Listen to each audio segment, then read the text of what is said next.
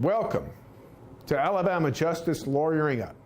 My name is Richard Jaffe, the senior partner in the Birmingham, Alabama law firm of Jaffe, Hanle, Whisonant, and Knight. We are going to explore with you the hottest cases, the most controversial topics of Alabama justice, and we're going to bring to you exciting key players that make our Alabama justice work or not work. We look forward to having you.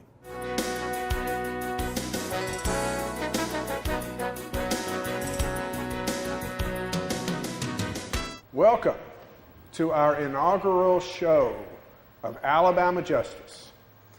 I am Richard Jaffe, senior partner of Jaffe, Hanle, Whisonant, and Knight. And next to me is one of my partners, Michael Whisonant. We are excited to bring you the inside, what you can't get anywhere else, the inside of the criminal justice system with extraordinary guests and fascinating topics. And tonight, for our inaugural show, we've got someone who I would say, of anyone in the country, has more experience in more aspects of the criminal justice system than retired Judge Tommy Nail. Judge Nail, welcome to the show. Thank you, Richard. Glad to be here. It's an honor to have you.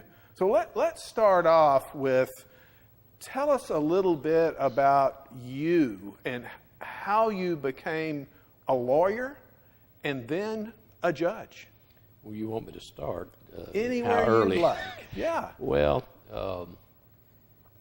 I guess to begin with, when I was in college, I had no idea I wanted to be a lawyer till toward the end of my college career. But because of financial reasons, I wasn't able to go immediately. So I was in the teaching and coaching profession for 4 years before I decided to go back to law school. And then I really never intended to practice law. I just felt like it hit me in business. And then, of course, circumstances changed, and I ended up, after law school, going to work for the district attorney's office in Jefferson County. Mr. Earl Morgan, the longtime district attorney in Jefferson County, gave me a great opportunity to work in that office. And I was in that office for almost 10 years. It was like 9 years and 6 months. And then eventually left and went into private practice. And then I decided to run for judge in 1998 and got elected and took office in 99, January. And stayed on the bench for 18 years and recently retired in January of 2017. So that's kind of the short version. So you've basically been a key player in every side of a criminal justice system. Pretty much. What is the difference between what a lawyer does and what a district attorney or prosecutor does?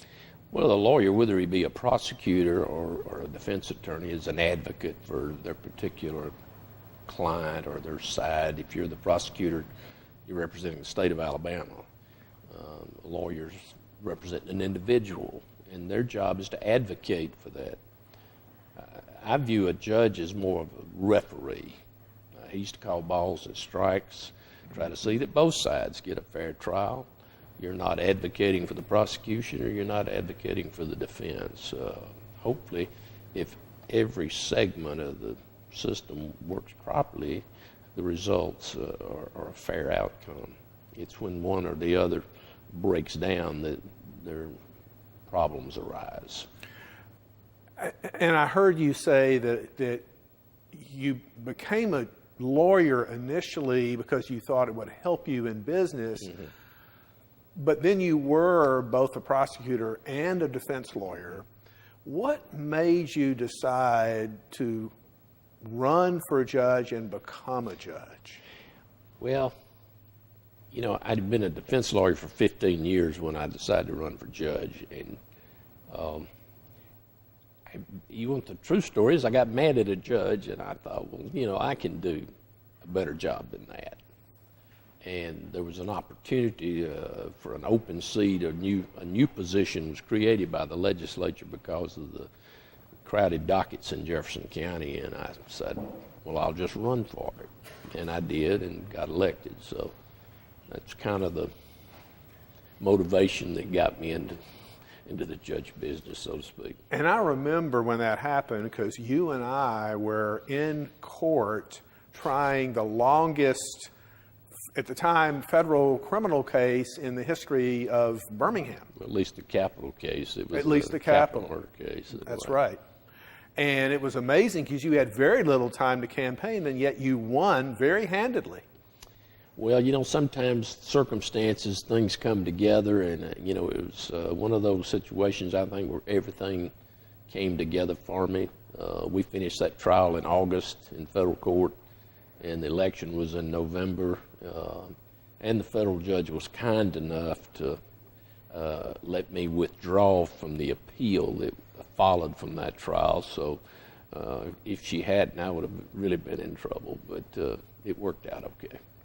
So when you became a judge, there was a motivation that you could do it better, and I assume you mean you could be, for sure, fair to both sides, having experience on both sides. That's what I meant when I said what I did earlier. I felt like I had a unique perspective that I could be fair to both sides. You know, sometimes the information that gets out to the public about criminal cases is not real accurate. It's certainly never complete until the trial's over, as you know, because there's things that's not released to the general public that impact what happens in a case. So what did you learn from your motivation that made you the kind of judge that led you to become the presiding judge and to stay one for 18 years? Well, first of all, I felt like I could make a difference as a judge and promote justice and be fair to people, because when you don't get fair results, you don't get justice. If people are wrongly convicted, that doesn't further the ends of justice, as we've seen over the years with DNA. People do get wrongly convicted, and they get exonerated sometimes years later. So, you know, if it's not done properly, you don't get good results, just like in a manufacturing process. If you don't put good workmanship and good materials into building a product, it's not going to work effectively when it's put on the market. Well, the same thing with justice. It depends on those who administer it. Absolutely. What is probably the biggest challenge you recall from being a judge and making sure that trials went fairly? I'm not sure how to answer that, Richard, other than I just felt like that I had so much experience, particularly in the criminal field, that, you know, most of this was second nature because I'd been dealing with it as a lawyer. And I'll be honest with you, a lawyer's work's a lot harder than being a judge, because you've got all the preparation and stuff that goes into representing a client, whether you're a prosecutor or whether you're a defense lawyer. I showed up every day. Most of the time, had very little information about the cases until I got into court. And as you know, all the judge sees is the motions and that are filed, and sometimes you get an inkling of what the issues are, and sometimes you don't, until you get into hearings and start listening to testimony and what witnesses have to say. So as I used to tell the juries, I'm hearing this for the first time, just like you are. I've heard you say that. So, you know, you're hearing it for the first time a lot of times in open court. So, having that, 25 some odd years of being a litigator myself on one side or the other gives you a really unique advantage when you're sitting up there on the bench. Indeed. So I think that answers your question. It does. We'll take a break and look forward to some more, hopefully, probing questions in just a moment. Okay.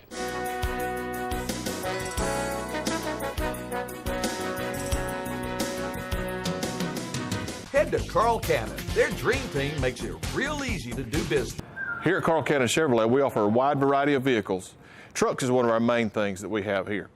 We offer them that can be dinghy-towed, flat-towed, and we also have vehicles that can tow between 3,500 pounds all the way to 17,500 pounds. So if you need a vehicle that can just take you to church on Sundays or pull the load on Mondays, we've got them all right here for you at Carl Cannon. Been here for 50 years. Come see us in Jasper. Other dealers can't, Cannon can. Carl Cannon, Chevy Buick GMC Cadillac in Jasper.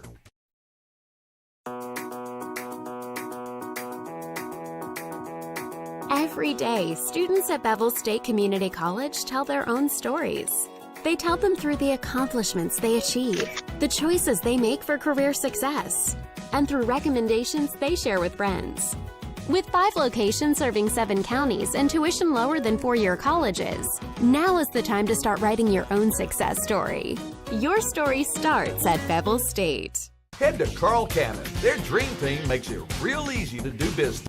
Hi, my name is Christy Glenn Hotch, and I'm here at Carl Cannon Chevrolet. I've been here for about 3 years, and I'm in a 2016 Sierra Denali. My dad, Bobby Glenn, was here at Carl Cannon for about 52 years. Please come and let me take care of you just like he took care of his customers. Thank you. Other dealers can't, Cannon can. Carl Cannon, Chevy Buick GMC Cadillac in Jasper.